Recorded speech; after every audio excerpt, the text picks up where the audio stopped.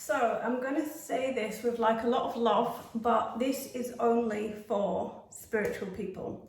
And it's my daily dose of woo-woo because I love a bit of woo-woo and law of attraction, and I just love knowing that there's more out there, and you've probably felt that there is more to life than what you can see, and I totally believe it, and I have literally practiced it every single day for the last 18 years. And you know, I have manifested practically everything that I possibly can manifest, apart from one thing. I'm really manifesting one thing, and I'm literally right on the precipice of getting it, but you know, I'm leaving it to the universe. But what I'm saying is, this is not for everyone, and I understand that, and I'm not trying to be all things to all people, but there's going to be a select few that are loving this stuff, that actually really need to hear it right now. And what I think you need to do is start creating, and it doesn't matter where you are right now, but you need to start creating the highest, grandest, most unbelievable, incredible vision for your life, because you become what you truly believe. I wasn't this when I first started out. I was like, if you'd have looked at me on paper, like, this success that I have attained is absolutely impossible, like totally impossible. Success was not for me. This is how I was brought up. It was for other people, for that girl over there, until I learned that I could actually control this stuff. And since I learned that, I've never stopped doing it. So I'm just gonna have a chat about how you can very quickly change your life. And I know this works because not only have I used it once, but I've used it over and over again, no matter how much of a dark space I'm in. And I have been in some dark spots, especially with lockdown. Oh my God, it sent me bonkers. Going from being so successful and so busy and working on clients every day, such a high, to being locked in the house with 3 screaming children. I love them dearly, but they are a lot of work for 4 months. So it was a lot for me to deal with. It's a lot to process, and I learned a lot of things, and I have never ever had so much respect for stay-at-home mums. Oh my God, they are amazing. I just go to work for a break these days because that's how it feels, like easy breezy. Anyway, I'm gonna chat about how you can dig yourself out of the deep hole that I've been digging myself out of repeatedly over the years. You can use it at any time from any place, and it's basically a mindset. So what you've got to do first thing is stop bitching and moaning, right? And just appreciate how lucky you truly are. Maybe not everything is perfect. Christ, I did have a difficult time in lockdown. I'm not gonna lie, I lost my mind a couple of times. But you've got to think there's worse off out there. There's people that are dying, there's people that have got cancer, there's people that have lost everyone that they love. And we've got to stop bitching, because unless it is that bad, and even if it is that bad, you can still think of other things to be appreciative of. So that is one of the most important things, is just think about how lucky you actually are.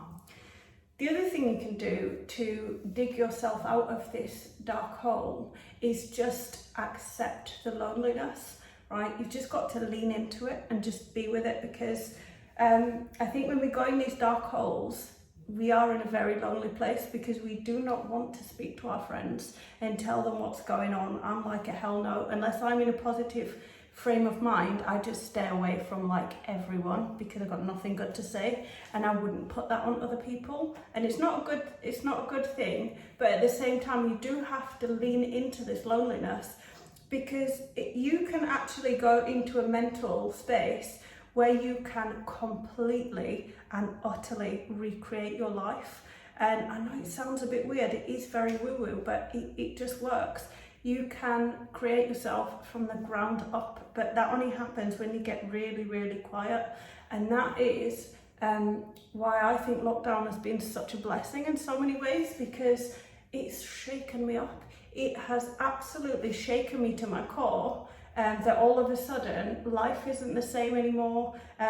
You don't know when you can work, when you can't, you don't know what your earnings are going to be. And you know, I think it almost shakens you to awaken you. And I know it sounds stupid, but like the other day, And I've always had money, if I'm honest. I've always attracted a lot of money, and it comes effortless. I don't know how it comes. I think it's my positive mindset.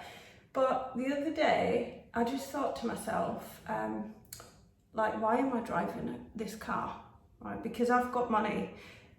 Why am I driving this car? Because it's just not what I should be driving. And I'm saying that with a lot of love, and I'm not saying anything bad to anyone who's got a rubbishy car like I had, because you can get yourself out and get whatever car you want unless you're happy with that, and then that's fine. But I was driving this rubbish car, didn't inspire me in any way, didn't look sexy in it. And I thought, well, what's your favourite car on earth? And I was like, do you know what? It's a Maserati. I love a Maserati. It's me in every single way. So it's basically got a Ferrari engine, which I think is like my heart. I've got so much good stuff inside, but then it's very sleek on the outside and it's pretty to look at. And I'm not saying that in a vain way, but it's nice to look at, but there's so much more inside of it. And that is why I feel that Maseratis for me. And not only that, but it's a bit weird. It's a bit, no one really knows what it is. They see it and go, well, that's nice, but I don't have a clue what it is. And I just feel that it's me. It resonates very deeply with me. And I never thought of getting a Maserati, even though I've got enough money to get one. So my husband was a bit shocked the other day because I basically woke up out of bed and said, Paul, I'm buying a Maserati today. And he went, what? What are you doing?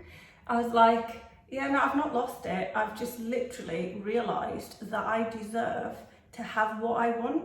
And it's because I've done all this work. I have worked inside, outside. I've done all the internal work. I've been in every dark place that you can imagine and found a way out of it. And I've got all the money. And for some stupid reason, I was telling myself that I don't deserve my deepest desires. So, you know, he was like, well, you don't need one. I was like, I don't need one. I want one, and I'm getting one. I'm getting one today. So we went off to get the Maserati, and, you know, I walked in there and they've never seen anything like it. I was like, right, I need one of these cars. This is the colour that I like, because all Maseratis are made literally from scratch to the colour of the person who buys it the first time. So I wanted a really girly Maserati in my favourite colour, which was Rouge Noir, my favourite Christian Dior nail colour. So I walked in there and it's got the Maserati that I want. It is stunning. It's got a few miles on it, and the inside of it, it's got all the thread. I was so excited. I don't know what was going on inside of it. I don't have a clue what engine size, but it was so pretty. And the guy said to me, what, so you want a Maserati? Yes, I do. Okay. Well, are you going to get in and drive it? Oh, no, I can't do that because I don't drive very often. My husband drives me everywhere. Right, okay. I said, I'm used to having a smart car. You're used to having a smart car. You want to get a Maserati and you don't even want to test drive it. You just want to buy it. I know it sounds weird, but yeah, that's what I want to do. Okay. So they're looking at me like I'm absolutely nuts. And they go, would you want to just get used to your smart car first? I was like, no, because I am made for a Maserati. And basically, if I go getting a smart car, then nothing's changing. And all I'm getting used to is driving a small car. And I want a Maserati, so they go, I'm going to buy that. Not going to take it out now in case I crash it and it belongs to you. But if it belongs to me and I crash it, then that's my fault and I'll learn a lesson. Hold my hands up. So anyway, husband goes, I just need to get it checked first to make sure the underneath is good. So guy comes, he looks under it and he gives me the most devastating news, and I almost murdered him. That Maserati's no good. It's gonna cost you a lot. And he was looking at me with a smile, like, not getting what you want. But I believe the law of attraction so strongly that it was crushing. I actually thought he was having a joke with me, and I thought that Maserati is going to turn up tomorrow. I know it is. So crushed, absolutely crushed inside. But I thought to myself, I'm going to get that Maserati, don't you worry about it. I don't know how, but what I know is when one thing is not good for me and it's not happening, it's because something even better is coming. So I went back, called the guy up when the husband wasn't there, just in case he paid them to say the Maserati's no good. And I went, come on, you joking me? Tell me, was it good or not? Are you just lying to me and it's going to show up? Because I really need to know. I'm too excited for this. And he goes, no, honestly, I'm really sorry that you don't get the car of your dreams, but it's not gonna, it's terrible, you know, it's rusty. Okay, fine. So I start looking at other Maseratis. Nothing is doing it for me. Absolutely nothing. There's no colour. They're all boys' colours. I want something girly because I want to show other girls what is possible, and they can just wake up one day and go, yeah, that's what I'm doing. So got my heart set on this thing. Husband's like, really? Do you really need one? No, I don't need one, Paul. I want one. So looking through all the cars, and there's only 96 in the country, and there's only one car in that colour. So I'm not going to compromise. Absolutely nowhere. I don't do compromise. I just want what I want. So anyway, what I decide then is I'm going to just look for the lowest mileage so that I can just practice driving a Maserati. I'll buy that, I'll practice in it, and then I'll find another one that's exactly what I want when it comes available. So I find this other one and it's got barely any miles on it. It's not my colour, barely any miles. I take the guy to look at it and he goes, it's pristine, it is like brand new and the interior is stunning. So I buy the car, and bear in mind, I haven't driven for a year, and when I drive, I only drive a smart car and I literally cack it because I'm just scared of driving. But I said to myself, like, I'm going to do this no matter what, and even if I prang it, and to be honest, I pranged it twice, but it doesn't matter, it's my problem. Even if I prang it, I'm getting used to driving this car, and then I'll just replace it later with an even better Maserati. So anyway, went to see the car, got it perfect. I got straight in it and it just felt like I was at home. I cannot even explain the level of joy that I got from that car. And it's totally unnecessary. But for me, it was a spiritual reason for having a Maserati. So basically, every morning I get out of my house and I see what is possible. I look and I think, do you know what? You came from nothing and nowhere with no way, and you made a way out of nothing, out of absolutely jack shizen. You found a way. And it just reminds me when I get up that, like, impossible things can happen if you just believe it. So I love that Maserati, but it's not my colour. So I went in the other day to a place to change the colour to what I want. You know, husband's going, do you really need to change the colour? It's very expensive. It's like, I'm doing it, because that's what I need. So anyway, the guy again behind the counter, he's looking at me like, you want this, you really need it, perfect for you. And I was like, I do. And there's this conversation back and forth between the husband and the guy saying, oh, she has to have it on. And he's going, you're going to devalue your car so much. And I just stood up. I stood up for myself. And I went, you know what? The only thing that matters to me is my happiness, okay? So if I've got my happiness, then nothing else matters. And honestly, there was quite a few people in this car showroom, and they were like, their gobs just dropped wide open. They'd never heard a girl speak to them in that way. And I thought, from now on, this is the only way that I'm going to speak. I'm going to speak nicely. I'm going to be kind. Kindness is absolutely everything. But from now on, I am not saying to myself that I can't have something. I'm willing to work for everything that I have in life.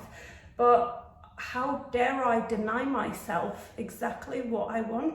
Especially when I bring joy to so many people and do so many kind things for people.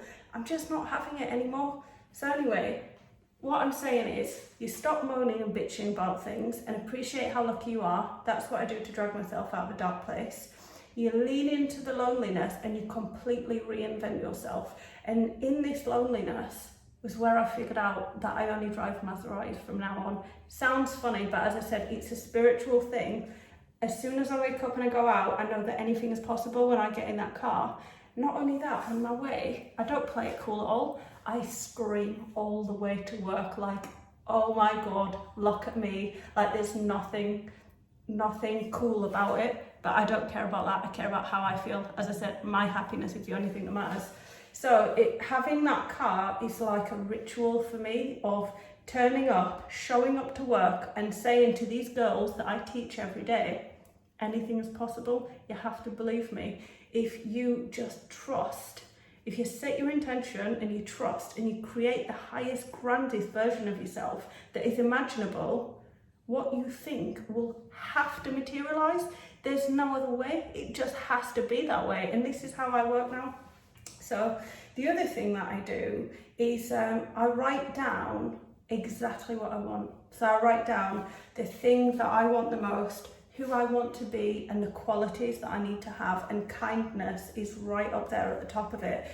But you know, there's other things as well, and I find that once you've done that, you can actually start creating a set around yourself. So you've got your life, and then you've got the set that you've built for yourself.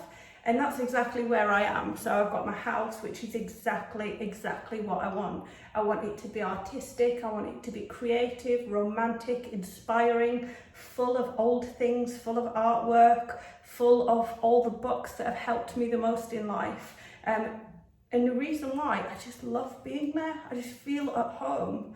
And then the other set that I've created is in my office, because I am not a super confident person, believe it or not. I have always been brought up to believe that I'm not enough. I have worked on myself so completely that I now understand that I am, and that I am absolutely whole all by myself. But the point is, I'd never believed that before. So what I do is I create a set around myself that I will feel most confident in. So for example, like this office, it looks lovely, it's exactly me. It has to have these pictures on the wall, it has to have the lighting, the bed, the awards, everything that matters to me, because I show up and do the best job that I possibly can, because I'm in my space, my environment, in my Maserati, in my office, in my home, and it brings out the absolute best in me. I can't work in a place where I'm not inspired. So the point is, you can create every element of your life, right down to the finest thing. So then also, you've got to stop giving a hoot what anybody thinks about you, and that is hard. I'm going to be honest, it took me so many years, and it was only last year I just had this massive shift where all of a sudden, maybe it was lockdown, I don't give a hoot. Like, not one part of me cares, because after I tell my truth, and this is kind of it, I'm going to keep talking like this always from now on. After I tell my truth, it's none of my business what you think of me. And that's brilliant. Like, I'm not being rude to anyone, but I'm just basically being myself. I am talking only to people who want to hear it. From now on, I'm not going to sit down and sell anything to anyone. If someone comes to me and says, why should I do your training? My answer is going to be this: you shouldn't. You shouldn't do it. Because if you are not showing up here excited with this new, oh my God, I'm going to have a new life, I'm going to put everything into it, things are going to change, everything's going to be brilliant, then you're not open to it and you're not ready for it. So my answer is, if you have to ask, not ready for it, go work on yourself. When you're in that space where you're going to learn and you want to learn and you're so excited, then come to me and we'll have a chat about training and changing your life. But definitely I will never be talking anyone into anything again. And then the other thing is, after you've stopped caring what everyone thinks of you, and I mean on every level, stop caring completely, right? You need to commit fully to what you want. And what I mean by that is you need to remove every single other option, and that is shit scary. It is so scary because, as I said, I've got one thing that I want. I'm on the precipice of it. It's literally, it's like so close, and I'm so excited, but I'm so scared because it might not happen, but knowing me, it will. But it's when you know what you want so much and you've removed every other option, everything. It's terrifying and so exciting at the same time. It's like, oh, who the hell do I think I am? But it's absolutely brilliant. So you've got to commit fully and just screw the plan B, because there is no plan B. And actually, if it doesn't work out and you fail, right, it's embarrassing. I'm not gonna lie, it's a bit embarrassing. As I said, I don't care so much anymore, but it's embarrassing. But if you learn from your failures, right, then there's no failures.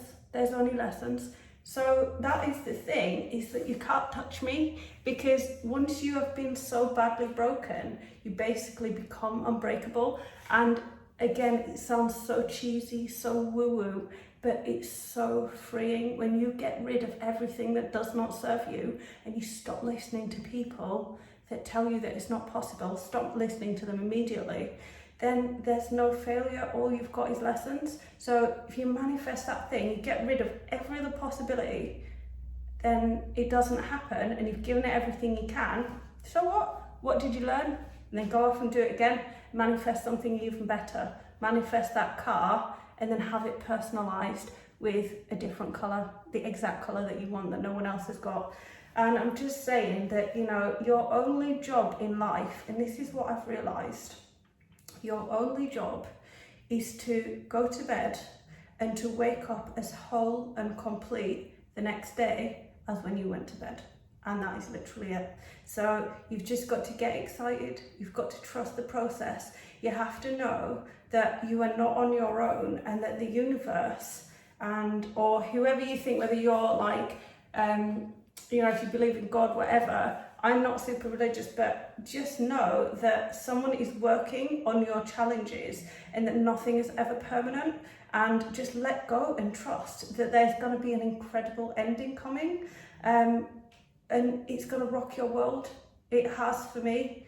And you have to just spiritually surrender and say, you know what, screw it. What is for me will come, and what isn't for me won't come, and that's the way it's going to be. And that is always the way it's going to be. So see you later.